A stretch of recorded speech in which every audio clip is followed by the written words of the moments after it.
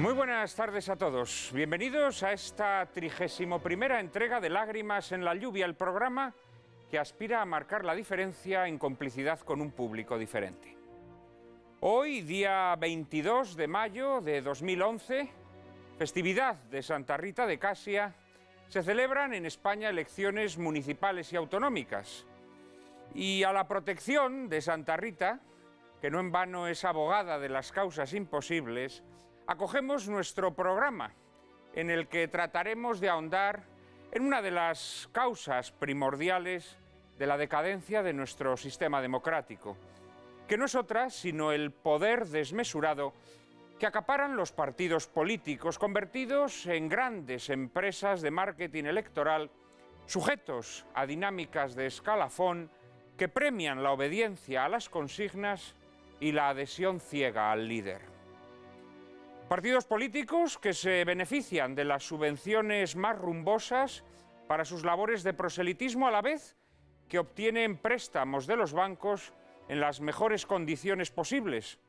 Esas condiciones que a usted se le niegan cuando desea comprar un piso o montar un negocio. Y con donaciones de deuda de las que usted no podrá beneficiarse jamás cuando su negocio fracase, Dios no lo quiera, o el pago de su hipoteca se le haga en exceso oneroso. Y todo ello a cambio de todo tipo de favores cuando alcanzan el poder. Partidos políticos que han logrado desvirtuar el sentido de nuestro voto mediante un sistema de listas cerradas y bloqueadas, elaboradas por sus órganos de gobierno, que se rigen según los mecanismos más férreos de la dictadura interna y cierran el paso a quienes entienden la política como una vocación de servicio público, organizándose al modo de oligarquías endogámicas. Partidos políticos, en fin, convertidos en maquinarias implacables de conquista del poder que contaminan todos los poderes básicos del Estado, que desvirtúan la independencia de los medios de comunicación y mantienen turbias alianzas con la plutocracia, formando con ella una amalgama inexpugnable que redunda en perjuicio del pueblo. Pero en esta partitocracia rampante, ¿qué papel se le asigna al pueblo, que ya ni siquiera es pueblo, sino ciudadanía gregaria y amorfa, ciudadanía sin mística ni estética, resignada a comulgar con las ruedas de molino que le obligan a tragar los partidos políticos? Pues el papel que se le ha asignado al pueblo es meramente retórico, es el papel de votar a tales o cuales siglas a las que han logrado que el pueblo humillado se adhiera instintivamente. Lo de menos es lo que tales siglas encubran, que con frecuencia es lo mismo, disfrazado con ropajes aparentemente distintos. De lo que se trata es de que votando tales o cuales siglas participemos del zafarrancho electoral en el que los partidos políticos actúan como los camorristas que después de emborracharse en un bar discuten hasta desgañitarse, se arrojan sillas y mesas a la cabeza y al final logran que el dueño no les cobre las copas. Solo que en las contiendas electorales quien es expulsado del bar no son los camorristas, sino el atribulado dueño, a quien además le tocará pagar el estropicio, mientras los camorristas se hacen con el control de las instituciones, que deberían estar al servicio del pueblo, desde los sindicatos al Poder Judicial, pasando por las universidades, las cajas de ahorro que han dejado esquilmadas o la prensa. Pero la partitocracia no solo degrada las instituciones públicas hasta destruirlas, convirtiendo a los partidos políticos en un órgano más del Estado.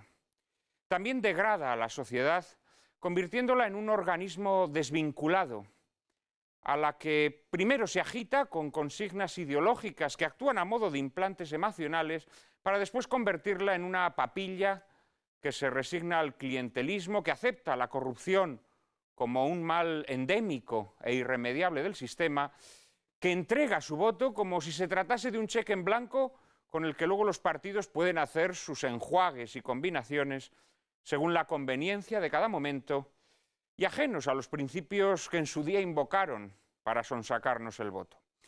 Apoyados, por supuesto, en una legislación que consagra sus privilegios y en un sistema electoral deliberadamente diseñado para perpetuar su hegemonía.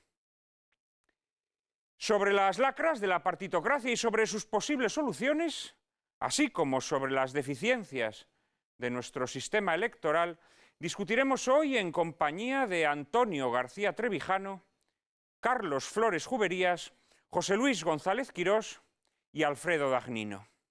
Les prometo un coloquio formidable, pero antes, como siempre, María Cárcava les anticipa la película que lo ilustrará. Muy buenas tardes, Juan Manuel, y muy buenas tardes a todos ustedes.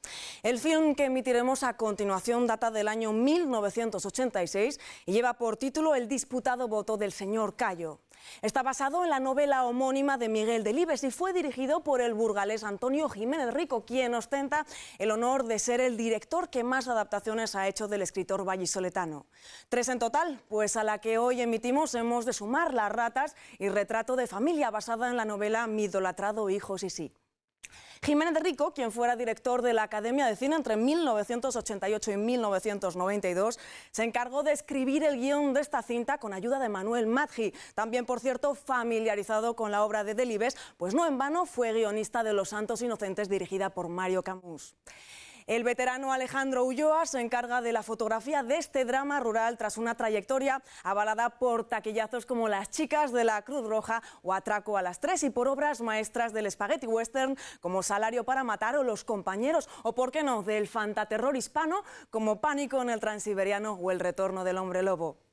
En el reparto del disputado voto del señor Cayo encontraremos a una jovencísima actriz debutante, Lidia Bosch, que interpreta a la idealista Lali. Bosch será escoltada magistralmente por un convincente Juan Luis Galiardo en el papel del noble diputado Vicente y también por Iñaki Miramón, que interpretará al fatuo Rafa. Aunque si alguien destaca en el reparto es sin lugar a dudas Francisco Rabal, el señor Cayo Fernández, que representa la resistencia agónica de la España rural frente a los políticos de convicciones precocinadas que se internan en los pueblos de Castilla para captar el voto de los lugareños, a quienes desde una absurda concepción urbanita consideran paletos a los que enseñar. Pero en Cureña se tropezarán con un anciano de aspecto corpulento, corazón de labriego y personalidad limpia que cambiará para siempre el horizonte de sus vidas. El disputado voto del señor Cayo, novela publicada en 1978 en pleno alborear de nuestra democracia, nos plantea un muy interesante y revelador contraste entre la ciudad y el campo, característico de la obra de Miguel Delibes. Mientras la ciudad es el ámbito donde triunfan el ruido, el artificio y la charlatanería, el campo es mostrado como refugio del silencio, la autenticidad y la sabiduría. También aprovecha Delibes la oportunidad para confrontar la retórica hueca del lenguaje politiquillo, llena de clichés y topicazos, cuando no de muletillas malsonantes y sórdidas, como ocurre con Rafa, que no hay vez que abra la boca que no suelte un taco, frente al lenguaje austero, límpido y profundamente moral del señor Cayo.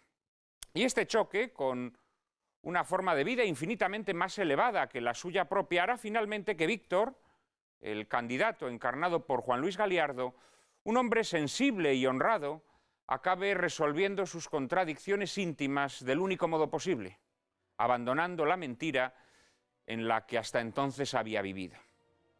Adaptar a Miguel Delibes siempre ha sido garantía de éxito, como bien probaron Antonio Mercero en La guerra de papá y Mario Camus en Los Santos Inocentes. La adaptación realizada por Jiménez Rico y Manuel Madgi añade algunas novedades a la novela de Delibes, sobre todo en la estructura narrativa de la historia. Así, por ejemplo, el inicio de la acción se sitúa en los años 80, con el PSOE ya en el poder, de tal modo que la trama principal es narrada mediante flashbacks, a partir de los recuerdos de Rafa y de Lali. Este cambio es sustancial para el discurso político del film, que se hace eco del desencanto que el partido en el poder habría provocado en muchos de sus simpatizantes después de que hubiera traicionado algunos de los ideales defendidos cuando se hallaba en la oposición. Las 3 vueltas al pasado que vertebran el disputado voto del señor Cayo, rodadas en color, a diferencia de las escenas ubicadas en tiempo presente, rodadas en blanco y negro, además de proponernos una visión nada complaciente de la política como fábrica de falsedades, constituyen una elegía desgarradora sobre la agonía de la vida rural, una agonía llena de grandeza y misterio humano que encarna un Francisco Rabal que, como en él era costumbre, está simplemente olímpico. Que ustedes la disfruten.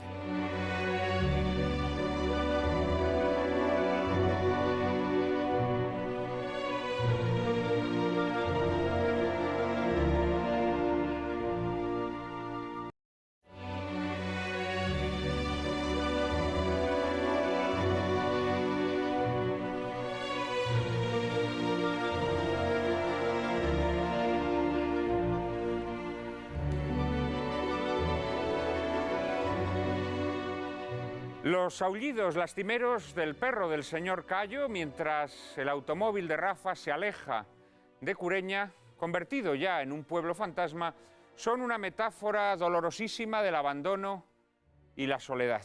En Lágrimas en la lluvia nada nos hace aullar más lastimeramente que la lejanía de nuestros espectadores. Por eso hemos dispuesto una cuenta de correo electrónico a la que pueden hacernos llegar todas sus opiniones y sugerencias. ¿Nos han dejado solos esta semana nuestros espectadores, Cárcava? Nada de eso, Prada, nada de eso. La verdad es que hemos recibido muchísimos correos como cada semana, Juan Manuel. Correos como el de Fernando Cabrera, que desde Alicante nos pide que dediquemos una edición de Nuestras Lágrimas a analizar la situación del sistema sanitario español. Por su parte, Tomás Trebón, desde Valencia, propone que emitamos un film que creo que tanto a ti, Juan Manuel, como a mí nos encanta, Novio a la vista, dirigido por Luis García Berlanga y guionizado nada más y nada menos que por Edgar Neville. Antonio López desea que hablemos de las purgas del comunismo. Nuria Rodríguez muestra gran interés en que tratemos en Lágrimas de evaluar los efectos reales y devastadores de la crisis económica en el día a día de los que realmente la sufren. Respecto al coloquio que dedicamos el domingo pasado sobre las autonomías, Alfonso Villar nos da su opinión al respecto. El Estado autonómico obedece a una ambición ilimitada de los reyes de taifa sustentada en la incultura del pueblo, que ha sido cultivada con esmero gracias a la manipulación de los medios de comunicación y a un sistema de educación que está siempre al servicio del poder. Juan Manuel, muchos amigos de Nuestras Lágrimas nos manifiestan el doble sentir respecto a las autonosuyas. La película de Rafael Gil, que emitíamos la semana pasada, por un lado, les parecía divertidísima, pero por otro lado les parecía todo un dramón por su extraordinario parecido con la realidad. Comprensible. Ya saben ustedes que pueden ayudarnos a seguir mejorando con sus opiniones y sugerencias, que han de enviarnos a la siguiente dirección de correo electrónico: lágrimas@intereconomia.tv. Repetimos, lágrimas@intereconomia.tv. Ahí siempre estaremos, alguno de nosotros, esperando sus mensajes, esperando sus sugerencias y tratando de hacerlas realidad. Nuria nos pedía un programa sobre la crisis económica, además contemplada desde la perspectiva de aquellos que más la sufren, contemplada desde la pavorosa devastación que está esta crisis perpetrando en el tejido social, entre los trabajadores que pierden su empleo. Y así procuraremos hacerlo en breve. Asimismo, trataremos de hacer un programa sobre sanidad. La semana pasada, uno de nuestros invitados, Federico Castaño, decía que muy probablemente, si no es después de estas elecciones que hoy se celebran, será después de las próximas legislativas, los partidos políticos empezarán a hablar de copago sanitario, mientras mantienen sus 17 televisiones regionales privadas, mientras mantienen sus embajaditas regionales en todas las ciudades europeas, etcétera, etcétera.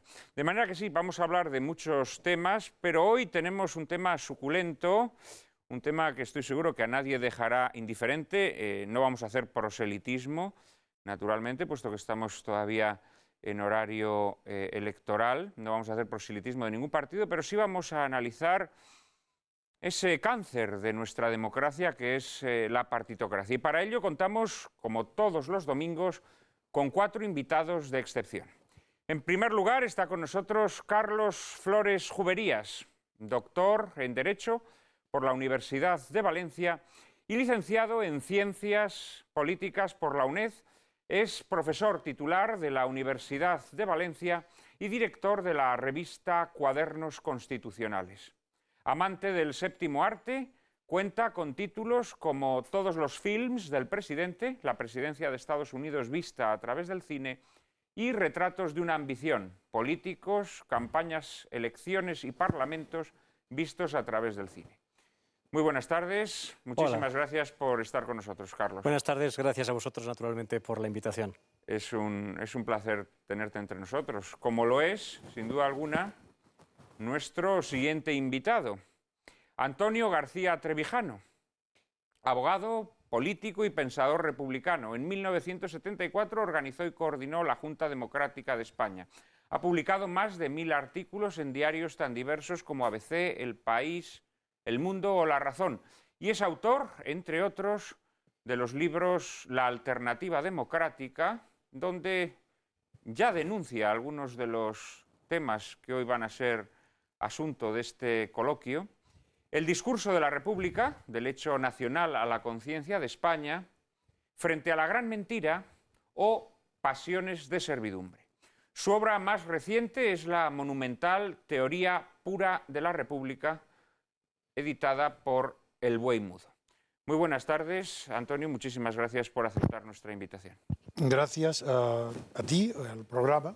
Está con nosotros también, muchísimas gracias, Antonio, por tu presencia. Está con nosotros un conocido de nuestros espectadores, a quien ya han tenido ocasión de apreciar en anteriores programas. Se trata de Alfredo Dagnino, letrato del Consejo de Estado y profesor de Derecho Constitucional y Administrativo.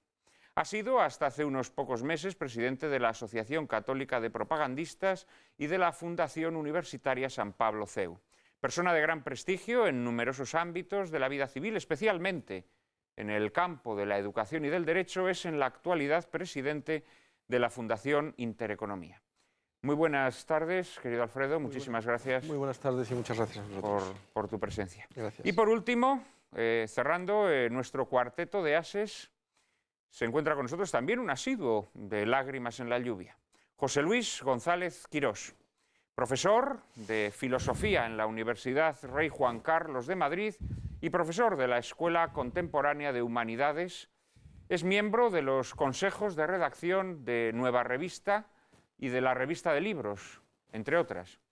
Y entre sus obras merecen destacarse Una apología del patriotismo, Repensar la cultura o El porvenir de la razón en la era digital. Buenas tardes también, José Luis. Muchísimas gracias por acompañarnos nuevamente. Muchísimas gracias. Es un honor.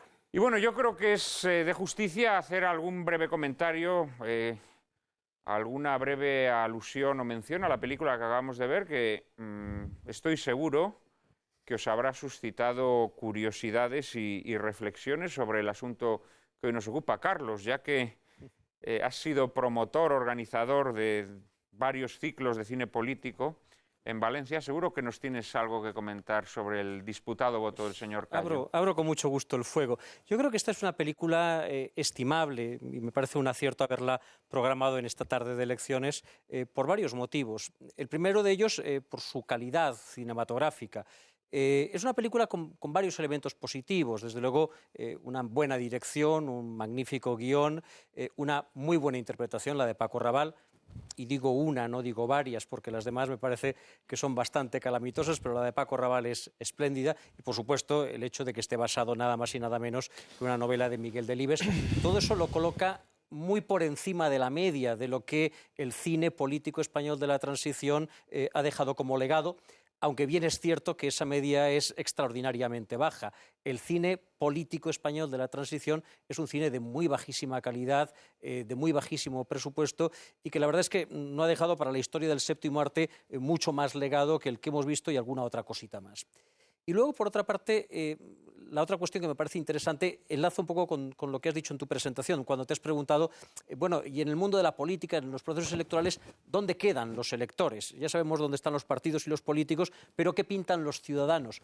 Bien, en el cine político los ciudadanos pintan bien poco. La inmensa mayoría de las películas políticas son películas protagonizadas por los políticos, películas que se desarrollan en los pasillos, en los restaurantes, en los hemiciclos de los parlamentos, en los contubernios en donde se cuecen las grandes decisiones, pero en las cuales... Bueno, y en la cama, siempre hay algo. Y en la cama en alguna ocasión, el político la política tiene un hace amante. extraños compañeros de cama, es una frase hecha, pero los ciudadanos salen bien poco.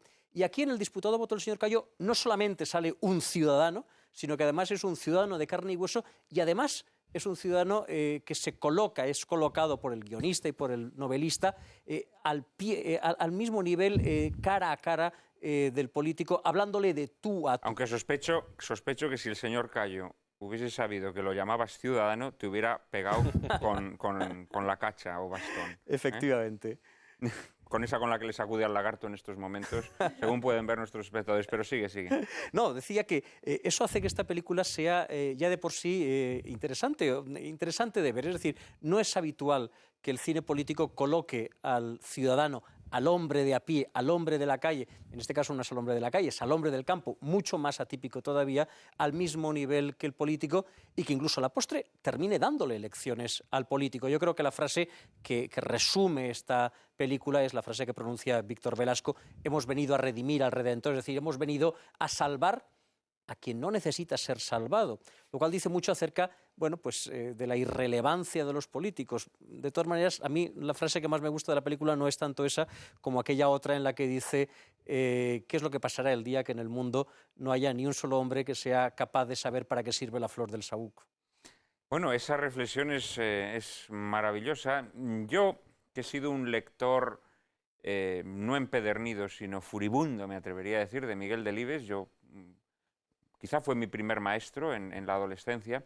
Me leí todos sus libros en la biblioteca y cuando tuve dinero para comprarlos, me los compré todos y ahí están en sus ediciones de Destino Libro, la colección de bolsillo de la editorial Destino, la vieja colección de bolsillo, en las estanterías de mi biblioteca, y curiosamente no está el disputado voto del señor Cayo, que yo juzgo una de las obras más endebles de Delibes, más esquemáticas, menos ricas y profundas, ¿no? Pero aún así, efectivamente, la obra que he leído en estos días, he releído en estos días, tiene cosas extraordinariamente penetrantes, y una de ellas es esta, que tú has mencionado, ¿no? Es decir, Miguel Delibes nos muestra cómo la política y la vida urbana y esa vida artificiosa que llevamos nos ha ido distanciando de las cosas esenciales de la vida. Nos ha ido distanciando de la flor del saúco o nos ha ido distanciando de las abejas, ¿no? De las abejas que urden la miel. Y esta separación, este distanciamiento de las realidades profundas y verdaderas de la vida nos ha ido dejando huecos, nos ha ido convirtiendo en auténticas carcasas, ¿no? Y esto yo creo que es lo más significativo y lo más emocionante de esta película, ¿no? El choque con la vida verdadera, por parte de personas que se parecen demasiado a nosotros, personas que llevan una vida artificiosa, ¿no? Alfredo, no sé qué te ha parecido la película. Pues yo coincido con Carlos Flores que en el contexto del cine en la época, pues esta es una de las películas que se salvan. Y yo creo que quizás es una película también, yo coincido que está bien elegida para el tema que vamos a tratar hoy, porque atisba en sus secuencias pues algunos de los males que afligen a nuestra democracia y que afligen también a la nación.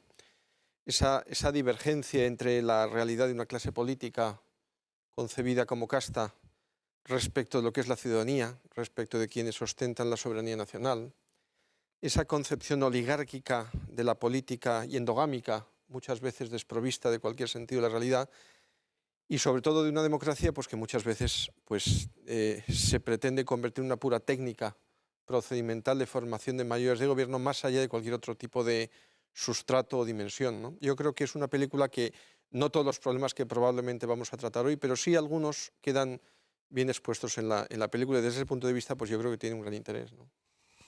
José Luis, ¿participas de esta visión? Bueno, me sospecho que la película no te ha encandilado, ¿no? Para decirlo piadosamente, ¿no? Bueno, me parece una película que tiene los defectos que desgraciadamente tienen casi todas las películas o muchísimas de las películas españolas, ¿no? Yo recordaba al verla esta tarde, o esta mañana mejor, lo que me decía un amigo mío, un viejo amigo, que es operador cinematográfico, o sea, que es del gremio, y decía que el problema del cine español, y era tirar piedras a su tejado, es que tú pones en el cine español a unos tipos corriendo por un pasillo y la gente no se lo cree. Y eso lo decía un profesional del sector. Y yo creo que eso es una cosa que pasa mucho. Es decir, las películas tienen con una enorme frecuencia un nivel muy alto de artificiosidad, ¿no? de teatralidad en el mal sentido. Y esta película, para mi gusto, no se libra de eso. Las actuaciones, como ha dicho Carlos, bueno, la de Raval, pues es de Raval y no hay mucho más que decir, ¿no? Aunque yo creo que tampoco esta es la mejor actuación suya, ni mucho menos. A mí me gusta, en cambio, Galiardo. Yo creo que Galiardo, quizás sin querer, da muy bien el tipo de un personaje un poco desconcertado, un poco distante, que no sabe exactamente qué hacer, que no está a gusto con lo que está haciendo. Creo que lo de Lidia Vos es patético, lo de Miramón igual, etcétera. No creo que sean buenas actuaciones. Pero, en fin. Entonces, la película, no estamos aquí para juzgarla desde el punto de vista cinematográfico, sino desde el punto de vista político. A mí me parece que políticamente hay varias cosas que decir, ¿no? Primero es que los guionistas muy probablemente acentuaron el esquematismo que tú denuncias en el texto de Delibes, que yo también creo que es probablemente el más flojo de todos los suyos, ¿no? Sí, yo creo que es un libro el más menor, esquemático, es un libro ¿no? menor, digamos. Y luego, desde luego, lo acentuaron también en un sentido que es que tiene algo de beatería, ¿no? Es decir, ahí lo que se cuenta es una película, en el fondo, de buenos y de malos, ¿no?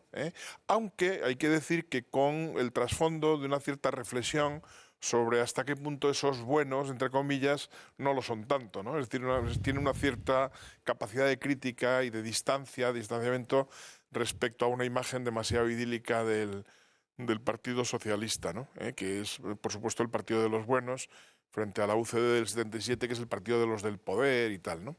Bueno, eso me parece que es interesante. A mí, de todas maneras, lo que más me ha interesado son dos observaciones de carácter, digamos, histórico. Una, dos incorrecciones políticas tremendas que están en la cinta y que hoy en día serían impensables. Hasta ese punto se ha deteriorado tanto nuestro nivel de tolerancia con las cosas comunes, ¿no?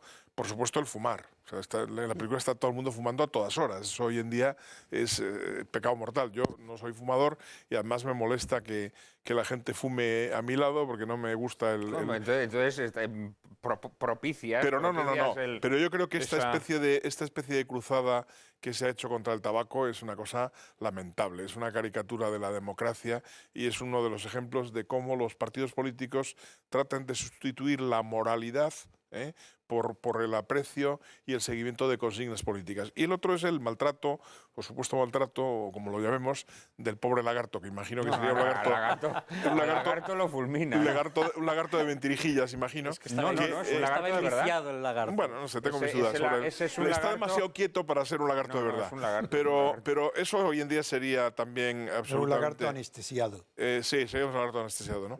Yo no soy nada partidario de maltratar a los lagartos, ni en general del maltrato a animales. Creo que es una cosa en la que tenemos que prosperar y mejorar, porque no hay por qué maltratar a ningún ser vivo absolutamente merecedor de buen trato, ¿no? Pero no deja de ser significativo que esa escena se haya podido rodar sin gran escándalo hace años y hoy en día sería objeto de persecuciones terribles, ¿no? Por tanto, termino diciendo que creo que han pasado muchos años y no necesariamente para bien. Creo que lo malo que refleja esa película sigue existiendo. O sea, creo que seguimos viviendo una sociedad maniquea en donde hay unos que no sé muy bien exactamente con qué títulos se consideran buenos y por encima de toda sospecha y otros que permanentemente son vistos como malvados. Creo que todas las anotaciones críticas de la película respecto a la distancia entre los políticos y la gente corriente habría que multiplicarlas por mucho hoy en día. Y creo que la dinámica de presión de los partidos, incluso hasta hacia sus propios militantes, también se acentuó mucho hoy en día, ¿no? Al fin y al cabo, los políticos que aparecen en esta película son todavía gente relativamente normal, gente reconocible. Y hoy en día los partidos han tendido a hacer de sus militantes una especie de clones. En la derecha se hizo muy corriente imitar, por ejemplo, a José María Aznar. No sé si ahora es tan corriente imitar a Rajoy, pero tampoco me extrañaría. Pero en la izquierda ahora mismo, por ejemplo, los imitadores de un tipo inimitable, por cierto, como Zapatero, abundan, ¿no? Es decir, los políticos tienden a hacerse clones, o sea, porque quieren ser alter egos. En esta película, con todos los defectos que tiene, los políticos que salen son todavía gente singular. Yo creo que han dejado de serlo, de manera que creo que hemos empeorado, ¿no? Y esos son los dos comentarios que se me ocurren comparando la política con la realidad. Claro es que el tema de la política y la reflexión de Delibes facilitaba eso, porque en el fondo lo que se quería hacer ver es cómo la política sobreviene sobre una realidad y la ocupa, en lugar de haber hecho lo que realmente sería de desear en una democracia, que es que la política penetre en la realidad y ayude a transformarla y se deje transformar por ella. Es decir, que la política y la realidad no estén separadas, que no haya dos planetas, como en esta película claramente se insinúa y como hoy en día es mucho más evidente. El planeta de lo público, de los partidos, en donde es una esfera cerrada sobre sí mismo, con una enorme propensión, y termino ya, al totalitarismo, y la realidad donde estamos todos los demás bastante asombrados de la que nos ha caído encima, ¿no? No estoy del todo de acuerdo en la acusación que haces de maniqueísmo a la película. Sí que creo que la caracterización, digámoslo así, de esos militantes de la extrema derecha es bastante burda, digámoslo así. También hay que decir que en la novela de Delibes, porque los diálogos están tomados de la novela de Delibes, así es también. Bien es verdad que en la novela de Delibes no se menciona la adscripción ni las siglas de ningún partido, pero queda muy claro que los protagonistas son miembros de un partido de izquierdas, digámoslo así, y que quienes les agreden pues, son de un partido de extrema derecha, ¿no? Es verdad que esa caracterización es caricaturesca, pero yo no creo que la caracterización de los socialistas sea complaciente. No lo es decir, estoy de acuerdo. se muestra ya la traición a los ideales, es decir, de alguna manera el personaje de Víctor encarna bueno, ese idealismo de una izquierda que accede a la democracia pues con ganas de cambiar el mundo, y la gente se piensa que pues la chaqueta de pana de Felipe González, que eso va a traer una transformación milagrosa de la sociedad. Y cuando Víctor se confronta con el señor Cayo, dice, joder, pero si yo a lo que sirvo es a un montón de mentiras. Y ahí él decide que su vida no puede seguir por esa deriva, ¿no? Con lo cual, de alguna manera, yo creo que no es tan complaciente con la izquierda, con el Partido Socialista. En cambio, sí acepta de forma burda esa caracterización esquemática y caricaturesca, ¿no? Con que se... Es que tú fíjate, Juan Manuel, qué curioso es que desde el punto de vista de la violencia política, en España las víctimas de movimientos políticos de extrema izquierda se cuentan por centenares. Sí, jamás y es un tema que nunca se tematiza. Refrendo, ¿no? Es una cosa como aparte. En cambio, en una obra si literaria, se hace una cosa de tal, pues salen unos tipos impresentables de Fuerza Nueva o de lo que fuere, ¿no? A eso me refería. Pero vamos, estoy de acuerdo contigo, ¿no? Vamos a meternos ya directamente en harina, y para ello nadie mejor que María Cárcava, que nos va a contar qué es eso de la partitocracia. Llamamos partitocracia a la forma de gobierno que con apariencia democrática concede el control del poder a los partidos políticos y no al pueblo.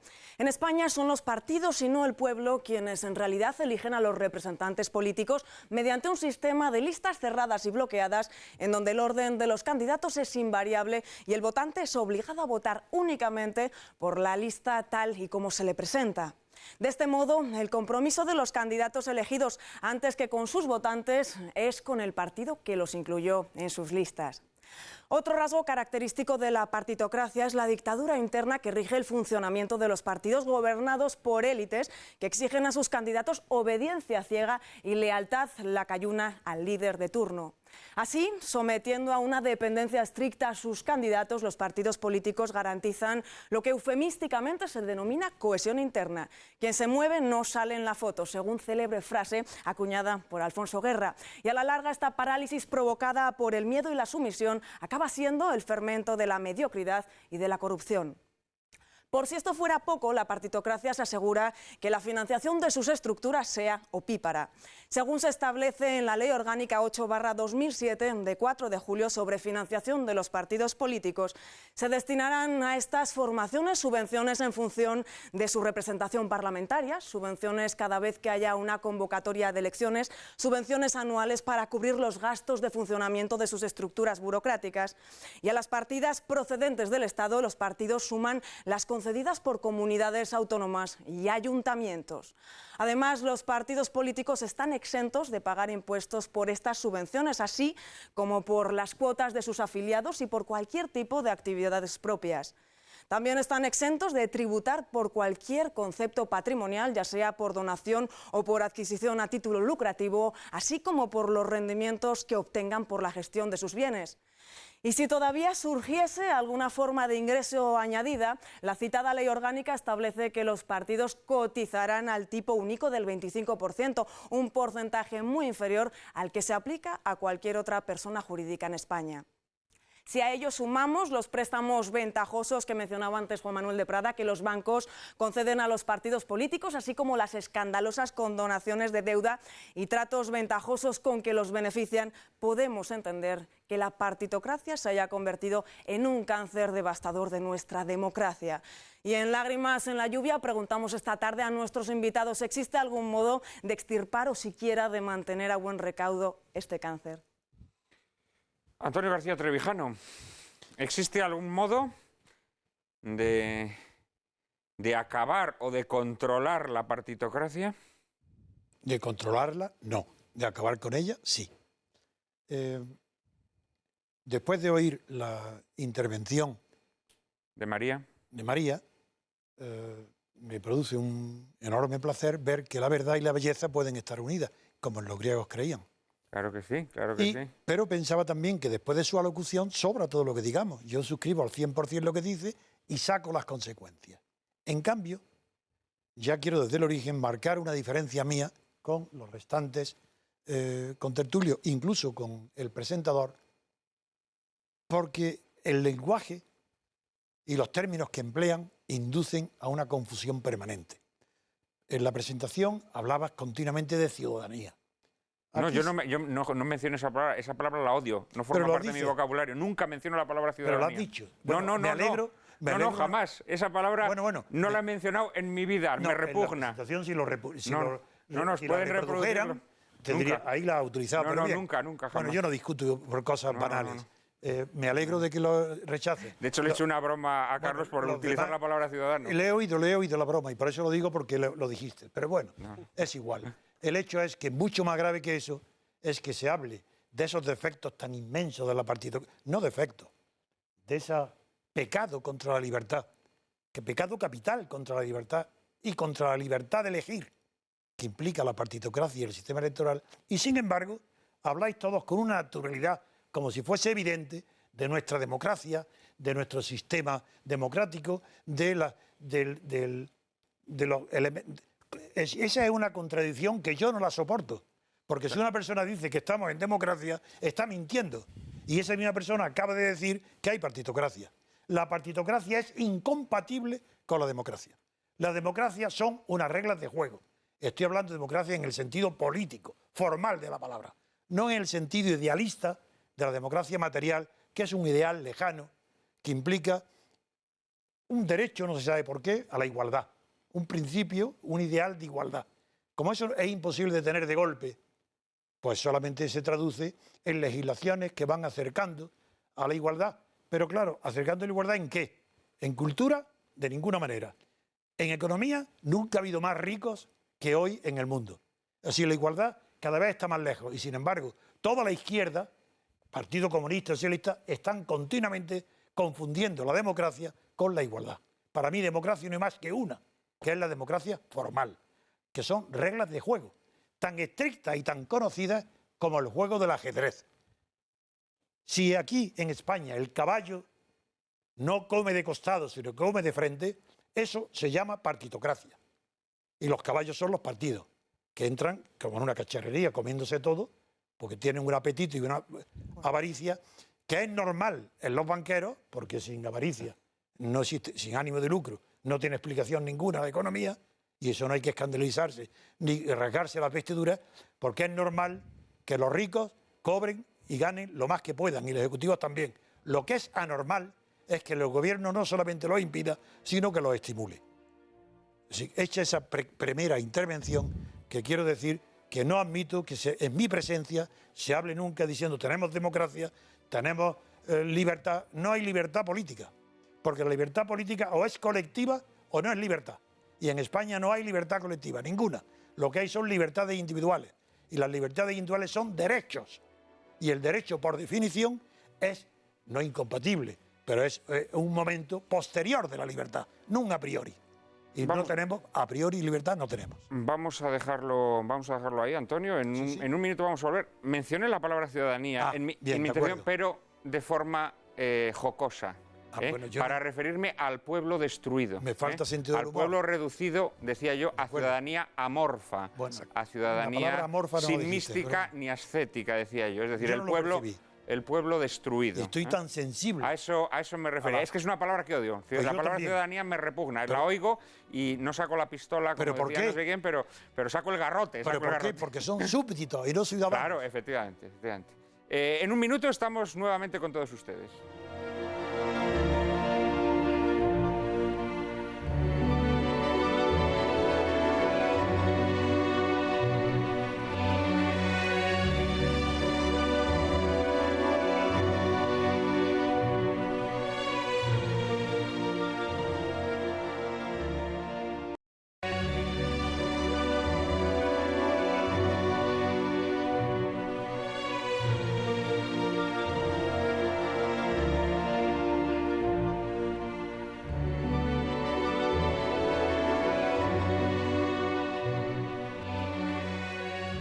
Tras la exposición, siempre tan ajustada y clarificadora como todas las suyas, de María Cárcava, Antonio García Trevijano nos hacía un alegato muy contundente y extraordinariamente bien razonado contra esta partitocracia, que es exactamente lo contrario de una democracia, entendida como forma política.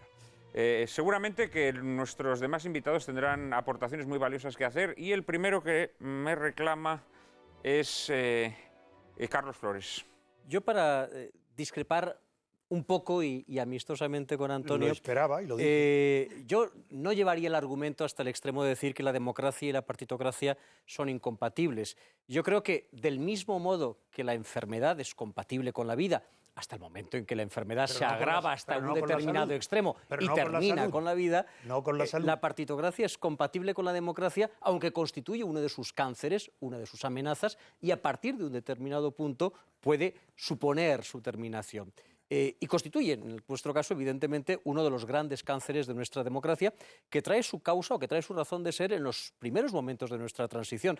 Por cierto, ahora que se habla tanto de hacer una segunda transición, ahora que se habla tanto de revisar los pactos que se hicieron en aquel momento y las servidumbres de aquellos primeros pactos de la transición, quizás sería adecuado reabrir el pacto que en los primeros momentos de la transición se hizo respecto del papel de los partidos, al que se les concedió en nuestra Constitución y en nuestra ley electoral una posición de privilegio en pago, se supone, al sacrificio que habían venido desempeñando durante los años de lucha clandestina contra el franquismo. Nuestra Constitución es una de las pocas en las que los partidos aparecen no en los artículos dedicados a la asociación, al derecho de asociación o al derecho de participación o al proceso electoral, sino en el propio título preliminar, donde se condensan, digamos que, entre comillas, las grandes verdades o los grandes pilares de nuestro sistema constitucional: la unidad nacional, la monarquía, la democracia, el Estado de las autonomías. Los partidos políticos aparecen ahí.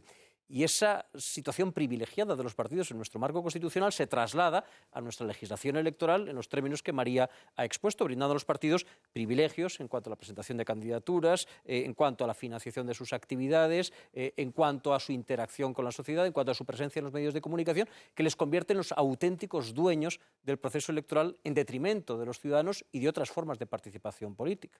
Quizá entre todos esos privilegios que María mencionaba, los más escalofriantes son los que tienen que ver con la exención de impuestos. Claro, luego cuando hay corrupción y cuando hay financiaciones turbias en los partidos, nos llevamos a la mano a la cabeza, pero si es que esa ley está propiciando, está poniendo el caldo de cultivo para que eso ocurra. Claro, cuando todas las actividades de una organización, de una persona jurídica, las declaras exentas de impuestos, cuando permites que las donaciones, todo tipo de cesiones de patrimonio no tengan efectos tributarios, estás potenciando algo sumamente peligroso. José Luis había pedido la palabra y también Alfredo y Sí, yo Antonio. estoy de acuerdo con don Antonio en que en un sentido lógico estricto la partidocracia y la democracia son incompatibles. Lo que ocurre es que es cierto que la partidocracia solo puede acontecer cuando hay algunas de las condiciones que permiten una democracia, ¿no?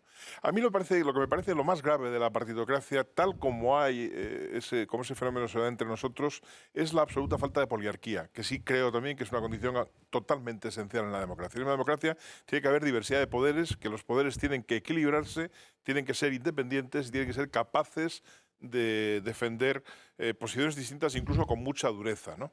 Porque lo contrario es la utopía de pensar que en una democracia existen soluciones óptimas, ¿no? Eso sería una democracia, aunque esto sea una contradicción absurda, a la manera platónica, y eso es un disparate. Las democracias son conflictivas, imperfectas, tienen muchos cambios, tienen muchas circunstancias, y por tanto la única cosa casi que me parece a mí esencial es la poliarquía. Entonces, ¿qué hace nuestra partidocracia? Acabar radicalmente con la poliarquía.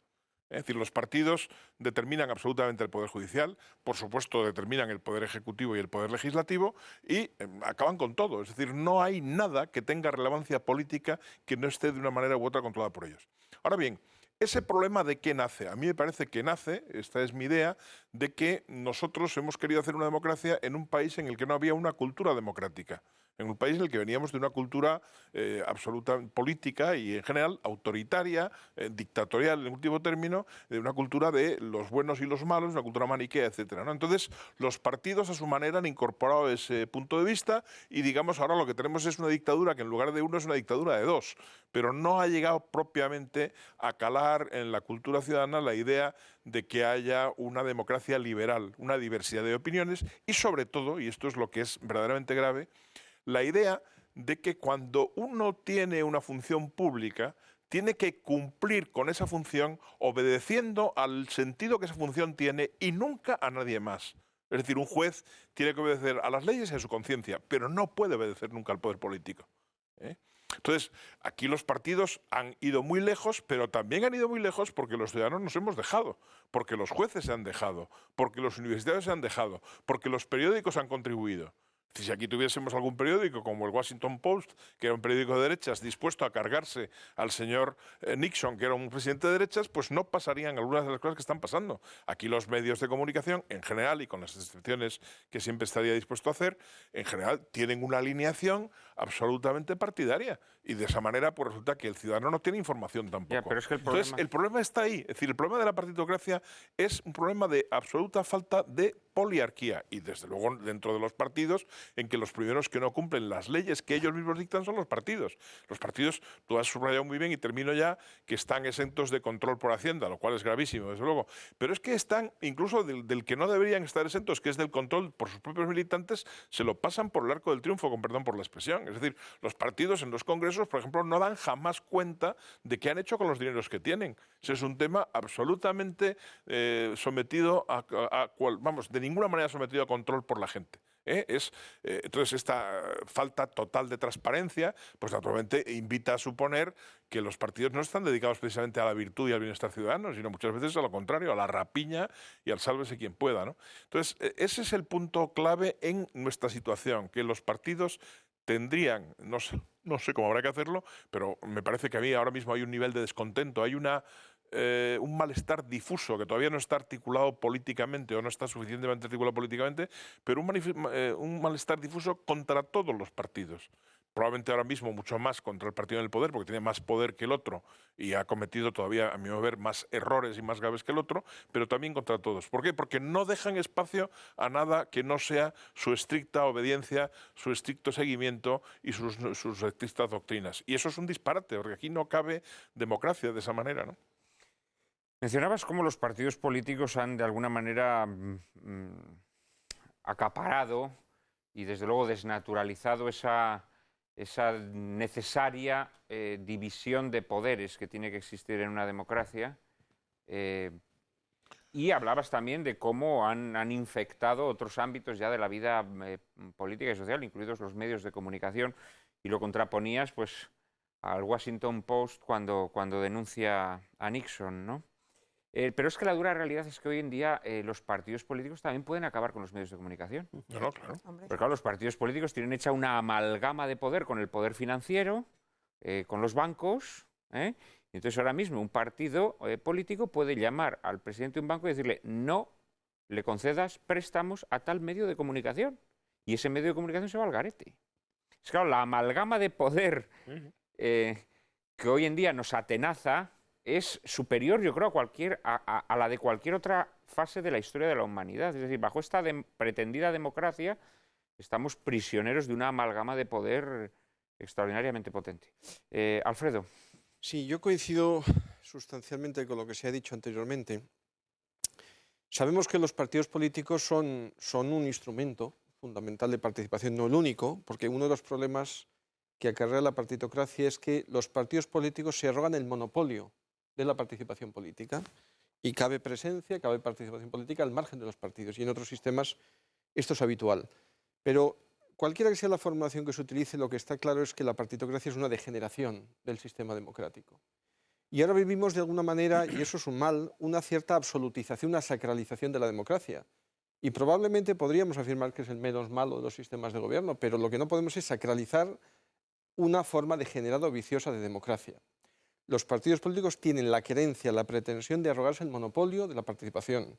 Son estructuras que tienen la pretensión de hacerse oligárquicas, cerradas, que generan una clase política profesional, que hace carrera en el partido político, en la estructura, y por consiguiente cerrada al aire fresco de los soplos de aire fresco de la sociedad civil. Y luego unos partidos que, como se ha dicho anteriormente, tienen la querencia a extender sus tentáculos de control y de ocupación en las instituciones políticas fundamentales del Estado. Y lo estamos viendo también estos días, en órganos constitucionales fundamentales del Estado, el Tribunal Constitucional, el Tribunal de Cuentas, el Consejo General del Poder Judicial, Defensor del Pueblo, etc. Y los propios organismos reguladores de los sectores económicos, donde se ejerce un control y se ha entendido que lo democrático es que tengan los partidos políticos representación en estos órganos de gobierno. Y a mí me parece que eso es absurdo y es carente de fundamento. Y luego ha tenido una última distorsión, y con esto termino, que es una concepción de una clase política enormemente mediocre, donde no hay una meritocracia, no hay una carrera política en función del mérito y de la capacidad. Y eso ha generado una clase política de una categoría ínfima y que ha hecho de su carrera política su profesión. Y eso lo estamos pagando también, y es una forma de degenerar y deteriorar el sistema. Y esto es muy importante, además, porque esa degeneración es creciente. Es decir, ahora mismo, antes considerábamos que un político era una persona que había destacado en algún ámbito de la vida civil y que quería entregar a la sociedad el fruto de sus trabajos, de sus pesquisas, de sus esfuerzos. Hoy no, hoy el político es el zampatortas que a los 14 años se afilia a las juventudes de tal o cual partido, que medra dentro de las juventudes, que luego se incorpora a las senectudes del partido o a las... Es el Rafa. Es el personaje de Rafa que aparece en la película. Claro, efectivamente. Y ese es el político que tenemos hoy. Esos son los políticos que nos gobiernan. Tenemos ya muchos ministros que son así. Y esto es algo que a mí sí, me resulta francamente estremecedor. Antonio. Bueno, como esperaba, difiero radicalmente de los juristas y me acerco mucho al filósofo. No ha habido jamás en Europa un solo régimen que sea partidocrático que haya resultado como una degeneración de una previa democracia. Porque no hay democracia en Europa, no en España, en Europa. Y ningún régimen ha degenerado en otra cosa distinta de lo que es, por su propia naturaleza. Para que nuestros espectadores lo entiendan perfectamente, ¿cuáles tendrían que ser los rasgos de una auténtica democracia? Según esta contraposición absoluta y radical que tú estableces entre democracia y partitocracia. Solo ser muy breve y muy claro. Primero, quería decir que la democracia que ha defendido mi compañero ilustre filósofo es la de Robert Dahl, el norteamericano. Y esa tesis de la poliarquía es válida, en Estados Unidos es inválida para Europa. En Europa la socialdemocracia, por ejemplo, los príncipes de Asturias en España tienen premios por sus mentiras. Sartori, por ejemplo, quiere hacerlo incluso para Europa. Eso sabe cualquier constitucionalista que tenga un profundo conocimiento del origen de las instituciones, sabe que eso es falso. Voy a decir que las falsedades sobre la partidocracia arrancan de que en España nadie conoce su origen.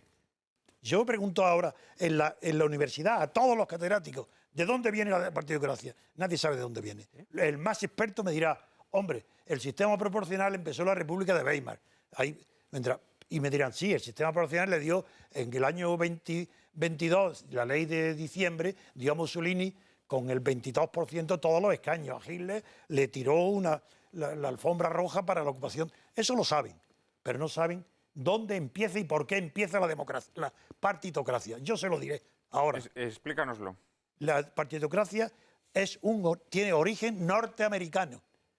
Son los Estados Unidos vencedores de Mussolini y de Hitler quienes instalan en París sus cuarteles del ejército, Eisenhower sobre todo, el primero, y luego el general Marshall, y no está Europa destruida.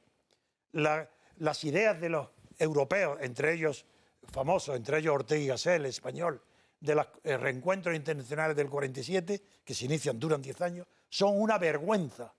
Se cae la cara de horror al leer la intervención de los filósofos de aquella época, de los grandes, de los tomistas, donde pedían, después de la guerra, un retorno a la situación anterior a la guerra. Es decir, un retorno a la situación que había provocado la guerra.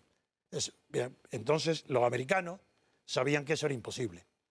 Eran militares y estaba Europa destruida, humeando las ciudades y estaban obligados, porque vinieron con un buen sentimiento de generosidad y de libertad, querían reconstruir Europa.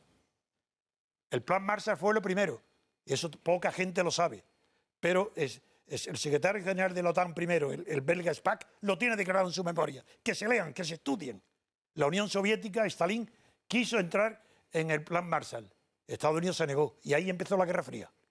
Entonces, una vez la Guerra Fría, ya el problema de la partitocracia surgió de la necesidad de los generales americanos instalados en París de encontrar interlocutores en los países vencidos para poder acordar con ellos la Guerra Fría y el plan Marshall, la aplicación. Y ese fue el origen de la partitocracia, porque los intelectuales europeos no habían olvidado los efectos extraordinarios que produce el sistema proporcional, del que luego hablaremos en la última fase, que se refiere a la ley electoral. No lo habían olvidado. Y sabían que eso había sido fantástico para el triunfo del totalitarismo, el sistema proporcional. Por tanto, ya tenían un arma en su mano. Los americanos, que no conocían esas cosas, eran militares, prácticos, con sentido común, pero que no conocían los orígenes de las instituciones, ni lo que eran los sistemas electorales europeos, conocían solo el suyo, por cierto, muy anticuado e inaplicable en Europa, pues les piden ellos, buscan en quién van a buscar para dialogar con ellos. A las mismas personas que fueron fácilmente derrotadas por el fascismo. Así, a los que Mussolini liquidó, a los que Hitler liquidó, a los de Gaspar y Adenauer, a esos viejos, yo los llamo viejos, tengo 83 años, pero comparado con ellos eran unos viejos, yo soy joven. Por mi frescura y porque sigo luchando igual que cuando tenía 20 años. Pues los llaman a ellos y acuerdan, le dicen, bueno, como tenemos que ser interlocutores, los estados estaban destruidos, no existían, dicen, basta. Ellos no tenían poder, ninguno, venían ni siquiera en la resistencia habían tenido papeles honorables. Benedetto Croce, que hizo algo, un pinito, fue apartado. Entonces, con esos, y quien haya leído de verdad la historia sabe lo que sucedió. Dijeron los americanos mismos, si vosotros podéis hacer las listas de los candidatos, pues ya está, ya tenéis el poder absoluto. Y ahí ese es el origen de la partitocracia. Por tanto, en España, no termino para decir España, en España la partitocracia llega en un momento donde ya no estaba justificada. No es que yo la justifique porque soy un demócrata y no admito ninguna justificación contra la libertad, pero tenía la disculpa de la guerra terrible mundial, de los problemas mundiales, Europa ardiendo, destruida. Tenía una eficacia, como las dictaduras son más eficaces inmediatamente que los sistemas liberales, la partitocracia tenía una eficacia que los americanos lo olieron, lo percibieron y la impusieron. Pero cuando Franco muere y se gustara de golpe, porque la partitocracia no es una degeneración porque está en la Constitución. Es la Constitución la que es partitocrática. ¿Qué degeneración ha habido de la Constitución si sigue estando en vigor la misma? Pues ahí, cuando muere Franco, ya la Guerra Fría estaba extenuada. No había terminado, porque simbólicamente termina con el muro de Berlín. Pero cuando muere Franco ya nadie creía ya en la Guerra Fría. Y esa es la razón por la cual niego que la partitocracia sea degeneración de la democracia, que es obediente a sus propias reglas, y que o se destruye la partitocracia desde fuera, no participando en el sistema, o es imposible que lleguemos nunca a la libertad política ni a la democracia. José Luis. Bueno, yo creo que lo que dice don Antonio es históricamente correcto, pero a mí me parece que la democracia mejor y en la que más podemos inspirarnos es sin duda ninguna la democracia americana. En primer lugar porque es una democracia que surge de una revolución contra un poder absoluto respecto a ellos, que es una cosa que nunca ha pasado en Europa. Es decir, los Estados Unidos tuvieron la suerte de enfrentarse a un Estado para crear una nación. Y entonces lo que tuvieron muy claro es que no querían que a ellos les pasase lo que les había pasado con el Estado colonial. Y por tanto, desde el principio entendieron que la sociedad tenía que estar protegida frente al Estado. Jefferson, por ejemplo, lo dice con extrema claridad, ¿no? Es decir, un gobierno, todos ellos, vamos, lo tenían muy claro, ¿no? Entonces, yo estoy de acuerdo con que nosotros, al tratar de hacer una democracia después de la salida del franquismo, podríamos haber sido más cuidadosos y no haber incurrido en algunos de los defectos, por ejemplo, en la redacción de la Constitución que hemos incurrido, ¿no? Pero, de todas maneras, me parece que lo que ha ido sucediendo ha ido agravando ese mal inicial. Es decir, a mí me parece, por ejemplo, que es evidente que el Consejo General del Poder Judicial, por citar una cosa concreta, era mucho más proclive a una democracia real y a una poliarquía, tal como está en la mera Constitución, que con la interpretación que hizo el Partido Socialista unos años después, modificando esa ley, y con la aceptación de esa ley que hizo el Partido Popular cuando llegó al poder, pactando ese asunto. Eso me parece una cosa gravísima. Y, digamos, en esa línea yo no soy demasiado partidario de las soluciones radicales y de las pretensiones excesivamente doctrinales. Yo creo que las cosas hay que irlas arreglando cuando se puede. Hay veces que ya llega un momento y no se puede y hay que organizar un buen follón, ¿no? Pero mientras se pueda, soy partidario de las reformas. Y creo que lo que ha ocurrido es que en nuestra democracia, que sí creo que hay una democracia con enormes defectos, pero sí la hay, mejor que lo anterior, desde luego, hemos tenido mala suerte. Hemos ido haciendo las reformas siempre en el mal sentido. No ha habido nunca una reforma en el sentido de hacer que la democracia tuviese más contenido. Todas han ido fortaleciendo el control del poder por muy pocos. Si se me apura, en este caso, si acaso por los dos líderes del partido o por tres, y el rey. Y eso, claro, no tiene nada que ver con una democracia. Es evidente que eso es una deformación. Y que eso, bueno, pues lo que hay que pedir es que los líderes de los partidos... ¿Pero una deformación de qué?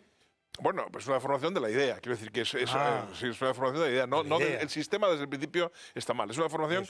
Sí, yo entiendo que hay una idea democrática que es lo que la gente desea, que es que haya una democracia y libertad. Democracia liberal. Suiza y Estados Unidos son democracias. Que hay un pueblo que es el que elige a sus representantes y que eso es quien gobierna. Y que los gobernantes saben desde el principio, y el otro día, por cierto, Aznar, en el discurso que hizo con motivo de recibir la medalla de oro de la Ciudad de Madrid, lo dijo.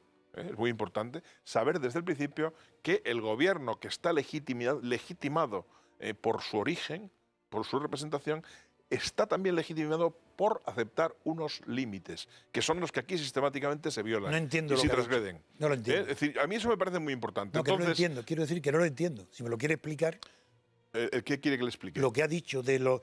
Que la democracia tiene que... ¿Qué límites? No entiendo lo que es eso. ¿Qué es? Los límites que nacen del hecho de que el gobierno no tiene todo el poder, que tiene que... precisamente la democracia consiste en que haya una pluralidad de poderes y el gobierno no lo mande todo, que no haya un totalitarismo, claro. Bien. Eso es lo que quiere decir, ¿no? Entonces creo que es que nosotros hemos ido dando pasos erróneos uno tras otro. Y creo que el partido que acierte, que a mi ver debería ser un partido con inspiración liberal, y creo que apenas hay ninguno, pero de haber hay uno, acierte a comprender que eso es lo que en estos momentos demanda una parte muy importante de la sociedad descontenta con el funcionamiento de los partidos, tendrá un refuerzo considerable. Es decir, hay que hacer las cosas para que la sociedad esté menos atosigada, para que pueda haber una mayor pluralidad, porque la sociedad española, con ser una sociedad muy pobre intelectual y culturalmente hablando, y desde muchos puntos de vista es más rica que este esquema bipartidista tan torpe y tan rígido con que nos atienen a arrojados, ¿no?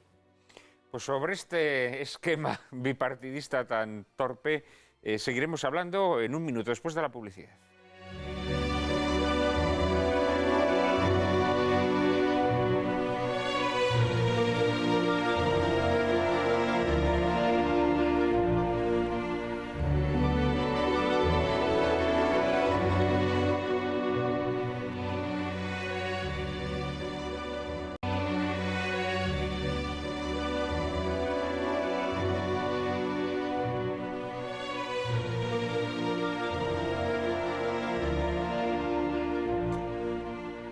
Aquí estamos otra vez, día 22 de mayo, día de Santa Rita, abogada de las causas imposibles, tratando de contar en qué consiste esto de la partitocracia. Alfredo, me habías pedido la palabra. Sí, en la misma línea que ha dicho González Quirós, yo creo que a pesar de los defectos intrínsecos del sistema, de los defectos de los que adolece también la Constitución política española en muchos de sus aspectos, yo creo que la praxis política de estos años ha acentuado muy notablemente ese deterioro del sistema fruto de la presencia omnicomprensiva de los partidos políticos. Yo creo que él ha puesto un ejemplo enormemente significativo que ha condicionado además un aspecto muy relevante del sistema, que es el sistema de garantías, el Consejo General del Poder Judicial. O sea, la Constitución no predetermina que haya que designar a todos los vocales del Consejo General del Poder Judicial. Ha sido una ley posterior, el año 85, que además cambia sustancialmente el criterio de la de 1980, que es una colonización del Parlamento de un órgano constitucional, que nombra jueces y magistrados, que ejerce el poder disciplinario. Es decir, es un ejemplo de cómo los partidos políticos, sobre pretexto de una suerte de legitimidad democrática, parece que es más democrática la justicia por el hecho de que su órgano de gobierno está impregnada de las terminales de los partidos. Bueno, ese es un ejemplo de lo que ha sido el extender los tentáculos del sistema partitocrático, que más que expresión del pluralismo social es una estructura del Estado, alimentada desde el propio Estado y financiada, como se ha dicho anteriormente, y más grave aún en un ámbito que es el sistema de garantías jurídicas. Y eso ha tenido sus efectos, y lo estamos viendo estos días también, con sentencias del Tribunal Constitucional mediatizadas por mor de esos condicionamientos políticos, ¿no? Pero ahí tienes también otro ejemplo. Es que además, después de un momento, estamos hablando del Consejo General del Poder Judicial, estamos hablando del Tribunal Constitucional, pero ¿qué podemos decir, por ejemplo, de los consejos de las televisiones públicas, Claro. por ejemplo? Están formadas por miembros de partidos políticos. Sí. ¿Qué podemos decir de los consejos de las cajas de ahorros, en donde los partidos políticos están metidos? Es que, claro, es que es una invasión absoluta, ¿no? Es como una especie de Y de las bestia universidades. que crece y crece. Y de Las universidades. igual, ¿no? Es claro, Es todos igual. los ámbitos, todos los Y ámbitos. eso ha permitido que sea predecible una resolución Claro. jurisdiccional, Sí. que sea predecible una determinada actuación de un órgano Sí. constitucional. Sí. Pero te señalaba que tienes ahí un ejemplo en el Tribunal Constitucional. Antonio, antes te solicitaba que le explicaras a nuestros espectadores cuáles consideras que son los rasgos distintivos de una democracia frente a esto que algunos llaman democracia y que aquí estamos llamando partitocracia. De acuerdo. El término partitocracia es justo, pero es popular. La definición jurídica técnica de lo que es la partitocracia es estado de partidos. Y esa definición la hizo la jurisprudencia del Tribunal de Bonn. Es decir, no como algo despectivo. Y en España lo trajo el primer presidente del Tribunal Constitucional que murió, trajo el término estado de partidos. Es correcto. Y yo siempre hablo de estado de partidos. Las características, las dos notas, son dos. Las dos notas de la democracia formal o política son dos. Uno, ser representativa. Dos, tener separación de poderes. En origen, ¿qué significa ser representativa? Que las elecciones, no el súbdito, el ciudadano, elija, no vote. Hoy se vota, pero no se elige. Porque quien elige es el jefe del partido que hace las listas.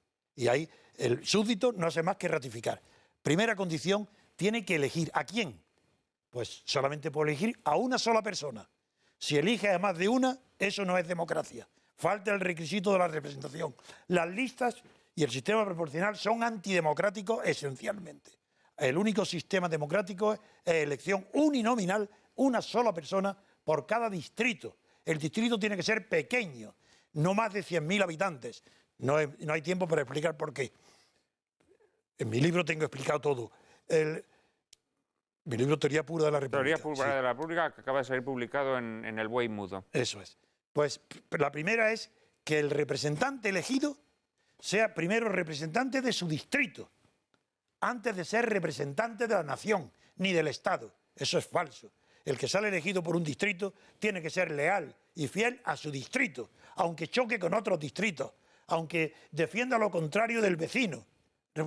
Van a la asamblea y cada uno tiene intereses contrapuestos. Es falsa la doctrina de Burke y de Sieyes de que el diputado, una vez elegido, ya se convierte no en representante del distrito, sino en representante de toda la nación. Falso.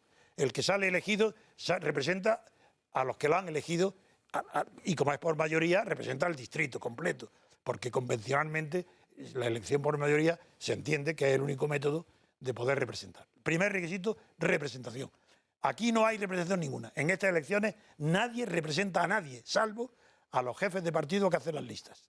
Luego eso es... Votamos una lista cerrada y bloqueada en la pero es que no da lo podemos mismo, elegir. es verdad. Pero él da lo mismo que sea abierta. Si es que Ya. si es la lista es abierta, en Italia se hizo la experiencia y no votó ni el 3% en las listas abiertas. La lista abierta es igual lo nefasto, lo antidemocrático, lo antiliberal y lo antirrepresentativo es el sistema proporcional. Es decir, las listas cerradas o abiertas. Y la segunda característica, la división en origen Primero, de poderes. Desde toda la literatura clásica lo tiene, desde Montesquieu está clarísimo, estudiado. Cada uno aportó lo suyo. Montesquieu la separación de poderes, Locke la separación y Tocqueville la división. Todo ese conjunto de literatura está ignorado por la partitocracia porque ha confundido los poderes. Los poderes no se distinguen unos de otros por sus funciones. Franco tenía poder legislativo, poder judicial y él el poder ejecutivo. Pero eran distintas funciones de un solo poder. Claro. Hoy es lo mismo. Hoy hay función legislativa, función ejecutiva, función judicial, de un solo poder. ¿Quién? El partido que está gobernando. Bien porque ha tenido la mayoría absoluta, bien porque tiene una coalición con otro partido para tener mayoría absoluta entre los dos. Entonces, eso es, no hay democracia si no hay separación en origen de los poderes. ¿Qué quiere decir? Que las elecciones al presidente del gobierno y las elecciones a los diputados tienen que ser elecciones separadas. Y luego tiene que haber un mecanismo de garantía para que no se puedan poner de acuerdo, porque el poder hace que así surge la clase política. Hay clase política cuando los intereses de esa clase son superiores a los que tiene el partido con el pueblo o con sus afiliados. El partido, en una reunión de la clave, me acuerdo que coincidí con Anguita, con quien tengo amistad y pienso que es una buena persona, pero que está completamente equivocado en política. Y dijo en la clave de Balbín, dijo que él no pertenecía a la clase política. Y le digo, eres patético. No, la palabra patético en aquel tiempo no se utilizaba, por tanto tenía sentido. Hoy es ridícula la palabra y yo no la utilizo nunca, porque la gente lo comprende, la entiende de una manera ridícula. Pero dije, eres patético porque tú ni siquiera sabes que perteneces a la clase política. Tú, como por ser dirigente del Partido Comunista, estar integrado en el sistema y defender el sistema, eres clase política. Y por tanto, ya no hay separación de poderes. La democracia se define por la separación en origen distinta. Y para que no se produzca ese conato de formar clase política, tiene que introducirse un mecanismo que en Estados Unidos no existe. Porque en Estados Unidos, sin embargo, porque existe el precepto, el número 7 del artículo 1 de la Constitución de Estados Unidos, es antidemocrático. Y yo lo explico en mi libro, de que eso hay que reformarlo. Porque el presidente Obama y cualquier presidente de los Estados Unidos puede suspender la publicación de una ley, no promulgarla, no publicarla en el boletín oficial, a su capricho, cuando quiera, a condición de que la devuelva a las cámaras de representantes y al Senado para que vuelvan a votarla y tengan una mayoría cualificada de 3/4 partes para que entonces aprobarla. Eso es igual que el veto de la Revolución Francesa de Luis XVI. Eso es antidemocrático. Eso es inconcebible. Con lo cual, digamos que regímenes democráticos verdaderos Puro, no hay más que en Suiza. no existe. Suiza. Sí. Y me ha llamado la atención que de alguna manera Bueno, y Estados consideras Unidos que en lo sustantivo, un régimen de corte autoritario, digamos, como el de Franco, en lo sustantivo no se distingue demasiado ¿De lo que hay? de la partitocracia actual. No es que no se distingue en lo social, no se distingue en nada. En nada. Ni siquiera en la libertad de expresión. Es falsa. No, ¿cómo va a haber libertad de expresión en España cuando no hay libertad de pensamiento? ¿Y por qué no hay libertad de pensamiento? Dirán, claro, no señor, no sois libres. Los españoles no son libres de pensar lo que quieran porque le imponen el consenso. ¿Qué es el consenso? La prohibición de pensar. Ese es el consenso. Acuerdo para no pensar, nadie por su cuenta. Se le da la consigna. España no hay libertad. España y el franquismo, la diferencia es que quizás ni siquiera eso, el GAL de Felipe González era tan cruel como el franquismo. Para mí, estos Felipe González y compañía son imitadores de Franco. Felipe pensó montándose en el yate Azor, pero eso no fue lo que imitó a Franco, fue su legislatura. Y hoy, un hombre que no fue llamado por Aznar, que no entrega a Aznar los papeles para protegerlo, para que no sea estigmatizado el Pascual Sala, el mismo que hoy en el Tribunal Constitucional autoriza lo que ha autorizado, esa misma persona no llama a Felipe González a declarar como testigo en los crímenes de los GAL para no estigmatizarlo. Y eso lo dicen la prensa española y nadie se rasga la vestidura. Felipe González hoy es asesor del hombre más rico del mundo y está como un rico por toda Europa escuchándolo. Y para mí sigue siendo un responsable criminal.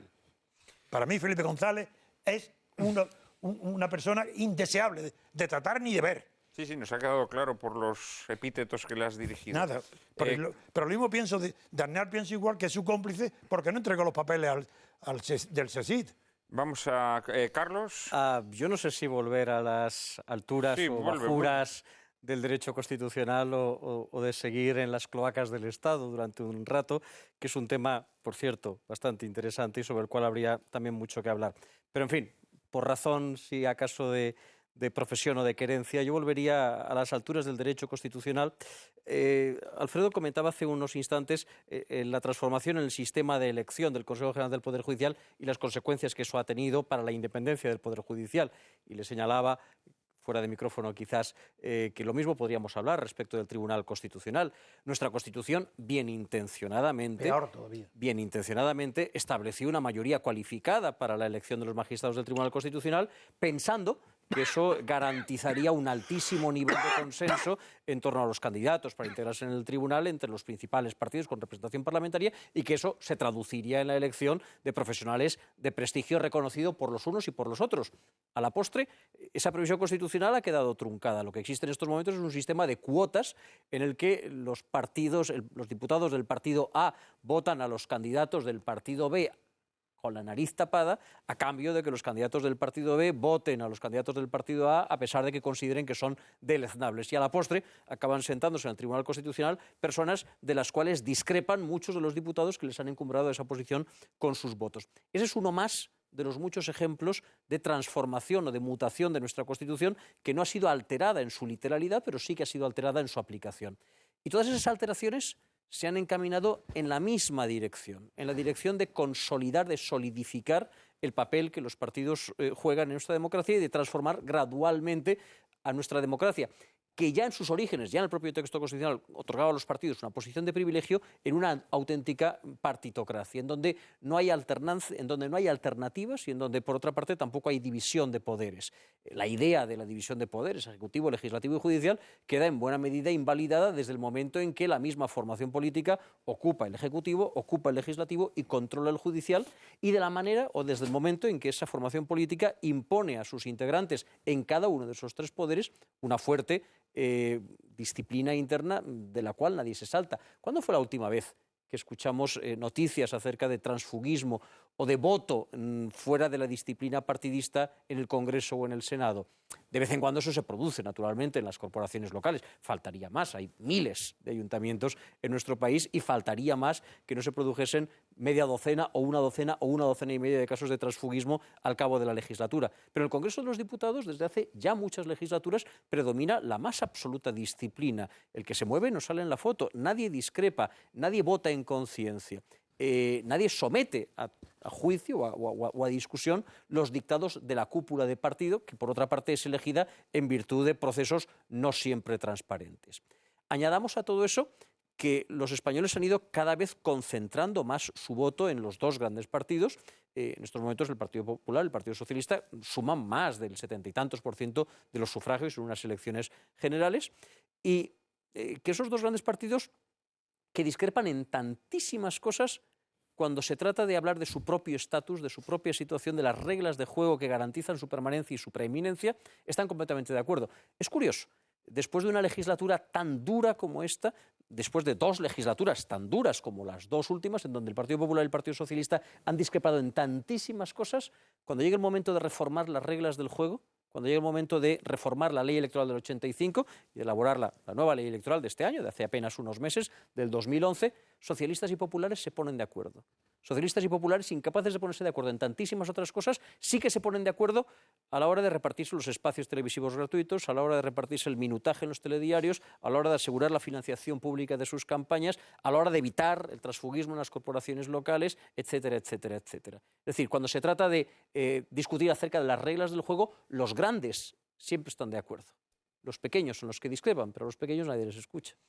Pues sobre las reglas precisamente de ese sistema electoral español que favorece a los grandes partidos, así como a algunas formaciones regionalistas, nacionalistas, minoritarias, nos introduce ahora María Cárcava. La ley electoral española, a pesar de fundarse en criterios de proporcionalidad, ha demostrado en repetidas ocasiones ser escasamente proporcional. De entrada, establece la provincia como circunscripción, lo que favorece enormemente a los partidos nacionalistas, que así obtienen, con un número de votos mucho menor, una representación mucho más abultada que otros partidos nacionales minoritarios cuyos votantes no se hayan concentrados geográficamente, haciéndose de este modo insustituibles para la formación de gobiernos estables. En nuestro actual sistema electoral, los únicos partidos que pueden acceder a una representación parlamentaria reseñable son aquellos con un respaldo mayoritario en el conjunto de la nación o aquellos que, siendo minoritarios, tienen a su electorado concentrado en unas pocas provincias.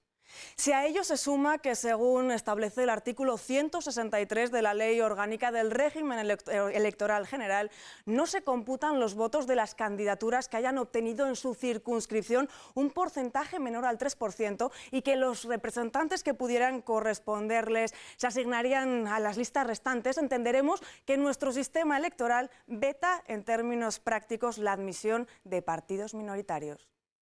A estas trabas debemos añadir que el sistema actual de recuento, la llamada Ley D'Hondt, favorece la sobrerepresentación de los partidos mayoritarios en cada circunscripción provincial. De este modo, los partidos minoritarios de ámbito nacional, que podrían favorecer la alternancia en el poder y restar protagonismo a los partidos nacionalistas en los grandes debates nacionales y acuerdos de Estado, son relegados a la insignificancia, cuando no a la clandestinidad.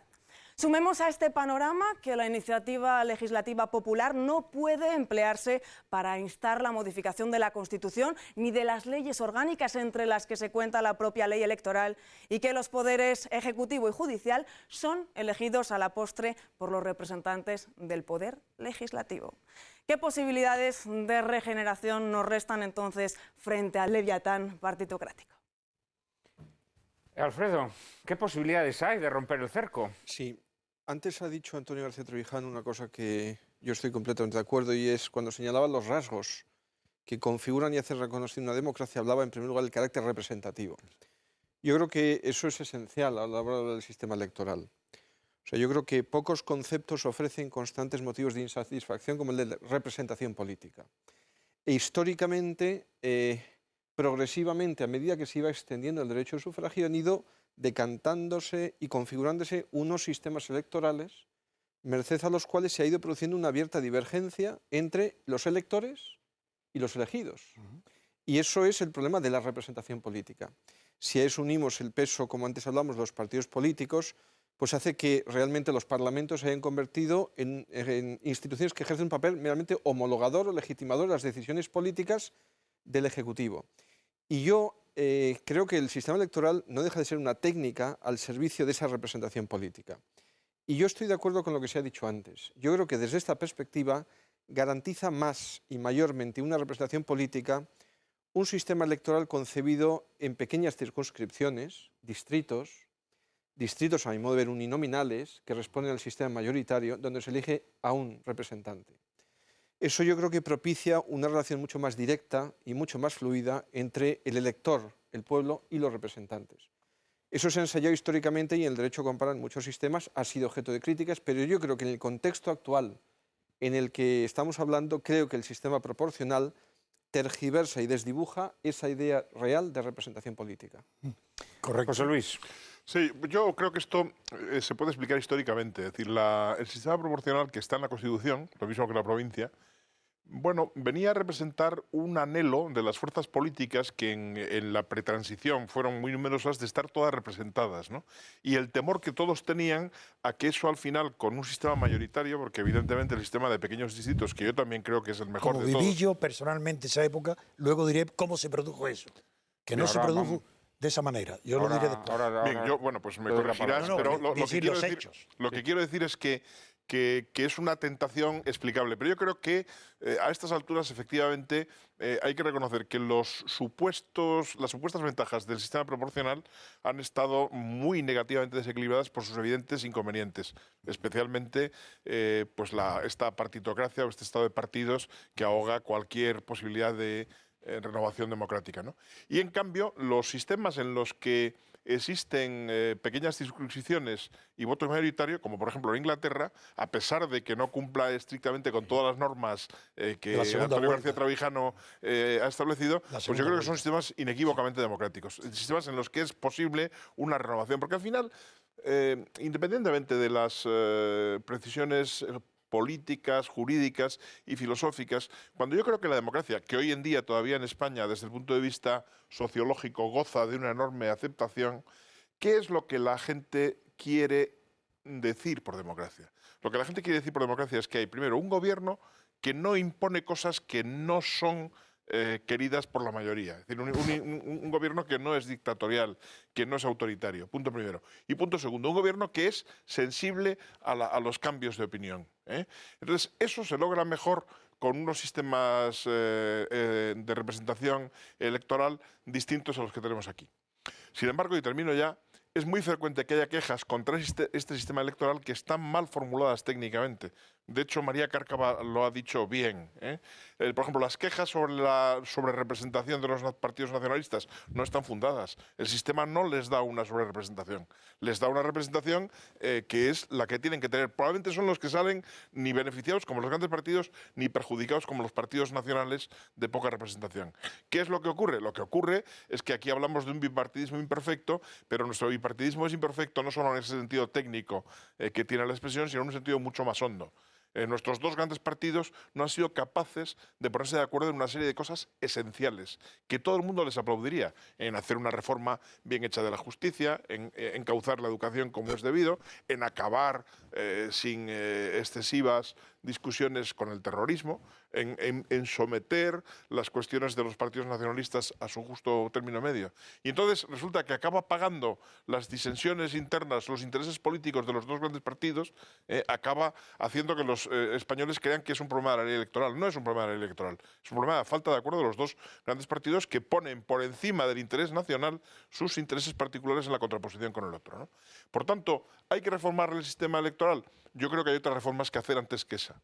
Hay reformas que hacer que los electores seamos más exigentes con los partidos de nuestra preferencia, que la opinión pública sea más capaz de imponer puntos de vista más ricos y que sepamos hacer que la democracia por sí misma y con todos los defectos que evidentemente tiene, evolucione hacia un sistema más razonable. Porque ahora mismo estamos realmente a punto de estar en un estado extremadamente poco razonable, en un estado que muy bien se puede caricaturizar como una transformación relativamente pequeña del franquismo. De hecho, yo he dicho muchas veces, y termino ya, que nuestros partidos se pueden describir mejor que nada con una frase de Pemán, con la que Pemán ironizaba lo que era el Consejo Nacional del Movimiento, que era un órgano que en teoría era para aconsejar al caudillo, a Franco, y decía Pemán que era un órgano que en la práctica consistía en que todos los años se reunía para oír un discurso del aconsejado. Nuestros partidos en el fondo hoy en día son eso. No eligen ni siquiera a sus líderes, son elegidos por los líderes. O sea, es un mecanismo realmente muy perverso. O sea, que ni siquiera al final, no es que no haya democracia interna en los partidos, es que los partidos se han convertido en una máquina incontrolable que ya hace que la democracia esté seriamente amenazada. Antonio y Carlos. Dos temas. Uno, que quería precisar el origen histórico. Sí. Siempre yo soy esclavo de la verdad, de los hechos. Antes de tener ideas propias, lo primero que quiero es saber los hechos, cómo son. Y luego podrás pensar. En España se adoptó el sistema proporcional con un simulacro, porque Fraga quería el sistema mayoritario que defendemos.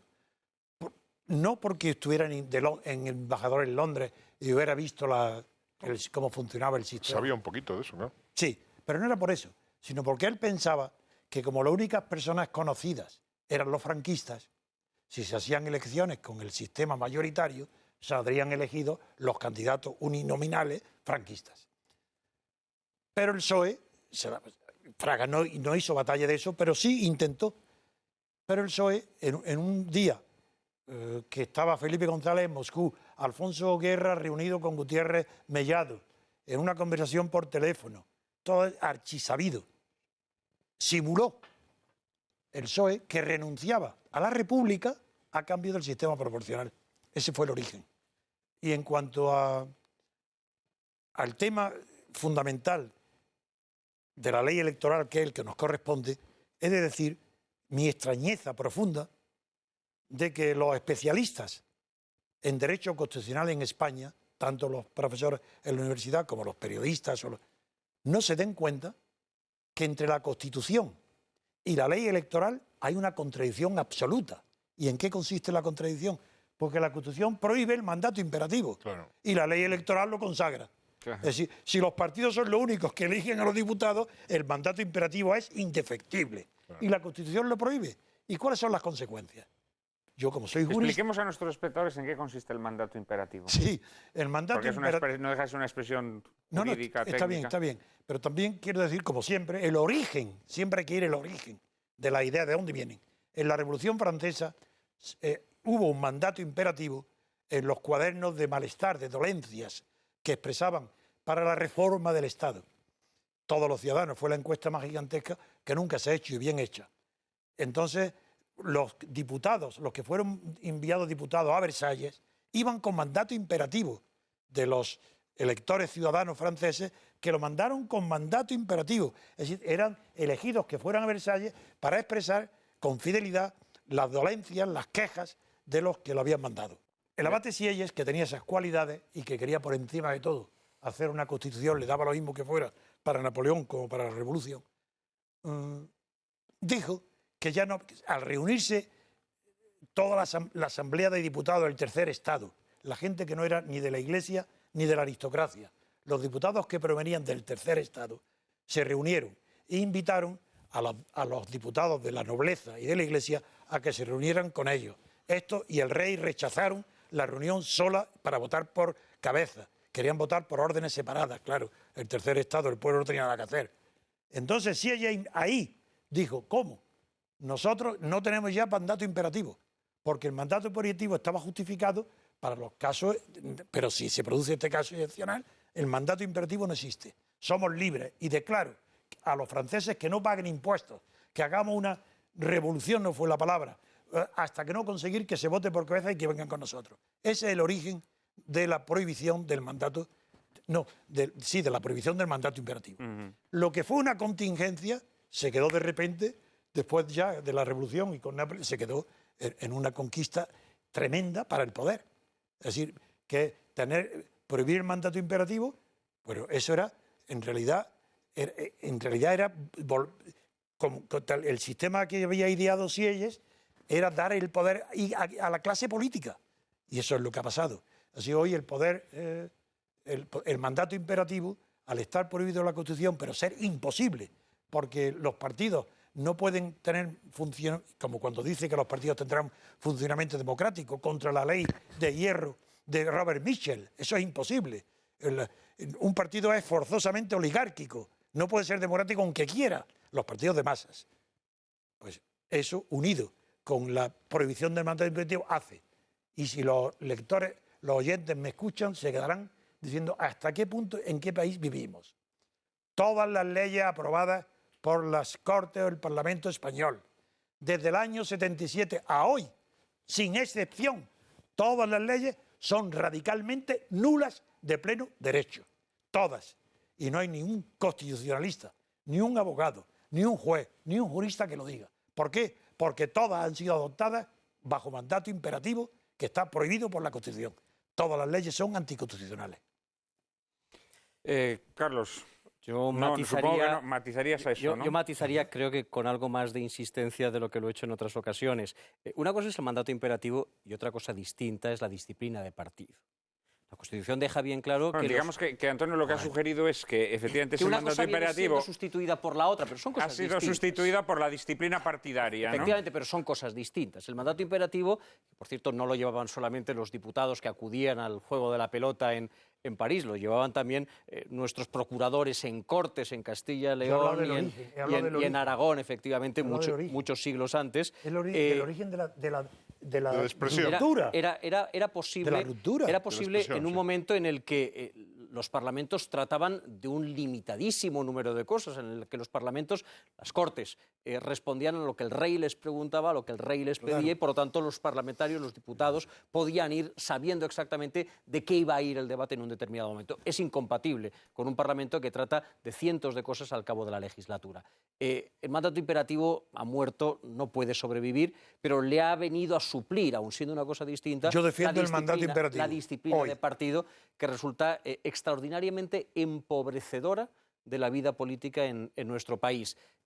No sé si Fraga llevaba razón o no cuando pensaba que un sistema electoral mayoritario Es lo que habría creía. favorecido a las opciones de los oligarcas del franquismo, que eran en aquel Es lo momento que los únicos creía. políticos mínimamente conocidos. Pero lo cierto es que la aplicación del otro sistema, del sistema proporcional, lo que ha hecho ha sido llevar al Congreso de los Diputados y al Senado una larguísima nómina de auténticos desconocidos, de personajes que no han sido capaces de ganar un solo céntimo de euro fuera de la vida política, carentes de oficio y beneficio, y muchos de ellos, pues como el Rafa que sale en nuestra película, que saltan desde los pupitres de la facultad sin antes haber terminado la carrera a un escaño en el Congreso de los Diputados. Bien. Desgraciadamente tenemos que dejarlo aquí. Un brevísimo comentario, José Luis, pero Yo hay creo dejarlo. que si hubiésemos tenido algo más de suerte, tendríamos que haber comprendido que con una monarquía, la única forma de democracia que podría funcionar realmente bien sin muchos riesgos en España era la democracia que más se pareciese a la inglesa. Entonces nuestros padres constituyentes no estaban en esa y han hecho una especie de refrito con sistemas diversos que estaba no italiano condenado. y alemán. Eso es, La mezcla. no condenado, porque yo no creo en el determinismo histórico, pero que era fácil que cayese en los errores que estamos cometiendo. Y ahora, sencillamente, creo que es de decencia decir que hay que corregirlo. Hay que corregirlo porque si no esto acabará mal, muy mal. Pues ojalá este programa haya servido para que al menos nuestros espectadores reflexionen sobre estos asuntos y quién sabe, quizás sean la levadura que permita en un futuro, ojalá no demasiado lejano, esa corrección de la que nos hablaba José Luis González Quirós. Muchísimas gracias a todos por vuestra presencia, por vuestras aportaciones. Muchísimas gracias a todos ustedes por estar ahí, ayudándonos cada domingo con su apoyo. Y en apenas un minuto, María Cárcava y yo mismo les anticiparemos el asunto de nuestro próximo programa.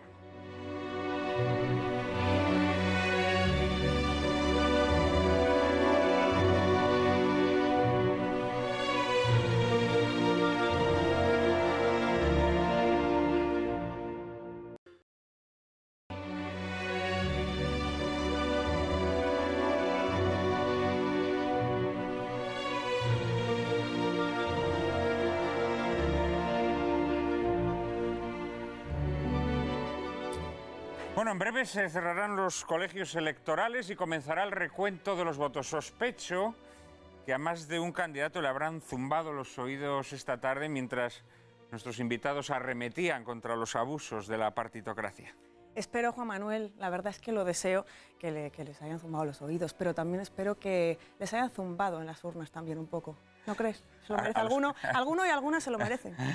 La semana próxima tendremos ocasión de contraponer a este mundo artificioso y privilegiado de la partitocracia la realidad más cruda y desgarradora del paro que desangra a la sociedad española, mientras nuestros gobernantes, incapaces de detener esa sangría, se afanan en obedecer las consignas de la plutocracia que exige congelación de salarios y mayores facilidades en el despido para salvar la burbuja del capitalismo financiero.